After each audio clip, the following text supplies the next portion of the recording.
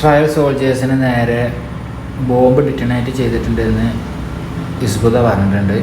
അതിൽ injuries death ഉണ്ട് എന്നൊക്കെയാണ് ഹിസ്ബുള്ള പറയുന്നത്. ഇസ്രായേൽ മിലിറ്ററി റെസ്പോണ്ട് ചെയ്തിട്ടില്ല. അതുമായിട്ട് ഇറാൻ ഖത്തർ വഴി അമേരിക്കയ്ക്ക് ഇൻഡയറക്റ്റ് മെസ്സേജ് നൽകിയിട്ടുണ്ട് എന്നാണ് പറയുന്നത്. അതായത് ഇസ്രായേൽ ഇനി ഇറാനെ ആക്രമിക്കുകയാണെങ്കിൽ നല്ല തിരിച്ചടി, അൺകൺവെൻഷണൽ രീതിയിലുള്ള ഒരു തിരിച്ചടി ഉണ്ടാവും. അതിൽ ഇൻഫ്രാസ്ട്രക്ചർ അടക്കം അറ്റാക്ക് ചെയ്യുമെന്നാണ് ഇറാൻ്റെ മെസ്സേജ് നൽകിയിട്ടുള്ളത്.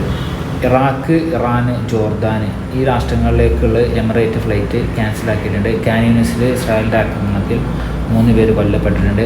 നേരത്തെ നമ്മളൊരു സോൾജർ ലെബനനിൽ കൊല്ലപ്പെട്ട് പറഞ്ഞിട്ടുണ്ടായിരുന്നു. ഇപ്പോൾ രണ്ടാമത്തെ സോൾജറും കൊല്ലപ്പെട്ടു എന്നാണ് റിപ്പോർട്ട് വരുന്നത്. റഷ്യ ലെബനോനിൽ നിന്നും അവരുടെ പൗരന്മാരോട് വേഗം എവാക്വേഷൻ നടത്താനുള്ള പരിപാടികളൊക്കെയാണ് ഇപ്പോൾ ചെയ്യുന്നത്. ബീററ്റിൽ ഇസ്രായേലിൻ്റെ അറ്റാക്ക് വന്നിട്ടുണ്ട് എന്നുള്ളതാണ് ലേറ്റസ്റ്റ് റിപ്പോർട്ട് വരുന്നത്. ഓയിൽ പ്രൈസ് ഉയരാൻ സാധ്യതയുണ്ട്. അതേപോലെ ഗോൾഡ് ഒക്കെ, ഓയിൽ പ്രത്യേകിച്ച് അതിൽ ഷോക്ക് ഉണ്ടാകാൻ സാധ്യതയുണ്ട് എന്നുള്ള വിലയിരുത്തലുകളൊക്കെ ഉണ്ട്. എത്രയും പെട്ടെന്ന് എല്ലാ രാഷ്ട്രങ്ങൾക്കിടക്കും സമാധാനം ഉണ്ടാകട്ടെ.